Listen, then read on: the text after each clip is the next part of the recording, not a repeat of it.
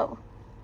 This presentation is all about giraffes. I'm going to present some fun facts about my favorite animal and some not so fun facts in this slideshow. They're very interesting animals, and they have an abundance of super cool qualities that I'm excited to share with you.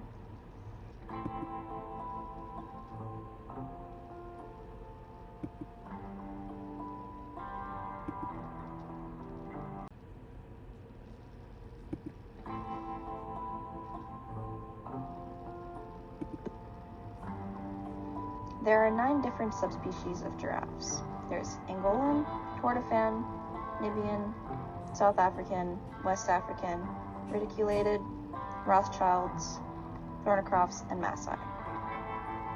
They are herbivore nomads and are found in savanna biomes as they enjoy arid environments. They are mainly found in those areas. However, they are sometimes found in forest-type environments, but not as often. They're best differentiated by their pattern on their coat and also a little bit by their faces, as each subspecies is in a different environment in Africa, and they had to accommodate to the changes over the years. They're gentle giants with horns on the top of their heads to protect them from thorns and their favorite plants. And they typically enjoy the acacia tree leaves because that's why they're so tall, because they like to eat leaves off of trees. And they have tongues that are purple, blue, and black, depending on the species, to protect them from the sun. And they're also super long. They're like 20 inches long on average. And the best way to distinguish them, again, is by their pattern. I did my best to distinguish them in these pictures. However, I'm not 100% sure about some of them, because it was kind of hard to find them in pixels.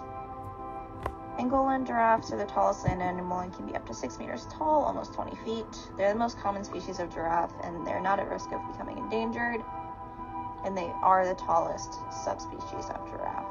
Kordofan giraffes are sadly critically endangered. This subspecies is the shortest species of giraffe because they grow to about 4 meters, which is 14 feet tall on average, which is still super tall, just not as tall as Angolan ones are. Namibian giraffes are similar to Kordofan giraffes, as they are also critically endangered. Their pattern is similar to Kordofan giraffes as well, with just a slight pattern difference. They also have long forelegs, so they can run faster. And they do not have any pattern below their knees. They're often called white socks. It's very cute. I'm sad that they're so endangered and rare. South African giraffes can be identified by its spiky star-like spots. The West African giraffe population is vulnerable, but they're not yet considered endangered, as their tails are culturally significant to African culture, and they are often hunted by humans and other natural predators like lions and hyenas. Reticulated giraffes are known for each and every one of them having a unique coat.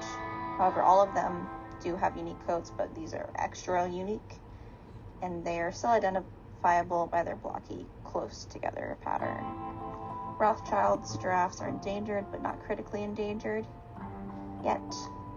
However, they are close to being so, with only 2,098 left. Thornycroft's giraffes are geographically isolated and can only occur in Zambia, the Republic of South Africa.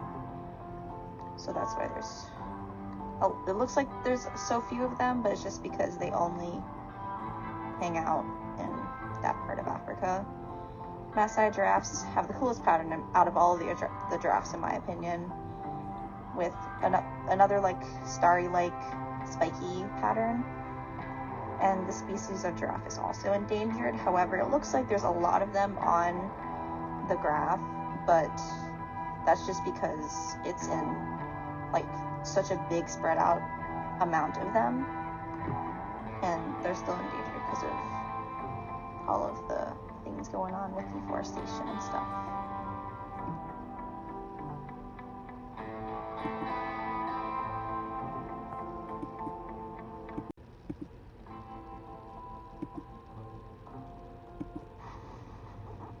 This chart displays the growth and decrease of the population of all the different species of giraffes over the past 3 decades. And it starts with Angolan giraffes, which had only 5,000 in 1990, and 10,173 in 2000, 13,198 in 2010, and 14,748 in 2020. Kordofan giraffes only had 13,704 in the 1990, and they only decreased from there with 604 in 2000, 947 in 2010, and 2,300 currently in 2020, and probably, hopefully more nowadays in 2024. Nubian giraffes had a mere 200 in 1990, 150 in 2000, 404 in 2010, and 455 in 2020. South African giraffes started with 100 in 1990 and went all the way up to 21,387 total in 2000, 30,000 in 2010, and 39,000 in 2020. West African giraffes started with 50 in 1990 recorded, and 2000 they had 366, and in 2010 they had 403, and in 2020 they only had 425, which is a super low amount.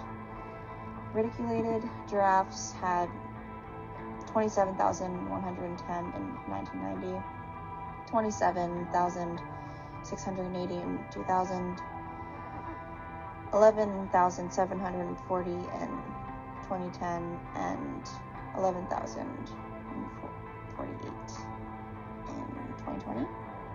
Rothschilds had only 100 in 1990 into the year 2000. There are also, however, ways to try and help in 2010 they had 500. the people who are working really hard to help the giraffe population increase.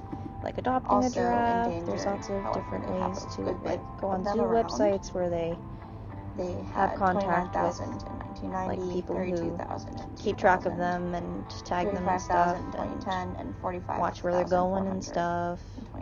I, for one, have a little bracelet that was me adopting a giraffe in Africa. I since have lost the link to it though, so I hope dude's still alive, but I'm not sure. But there are lots of ways to help the giraffe population if you are interested in helping for their cause, because they need all the help they can get. Below 5,000.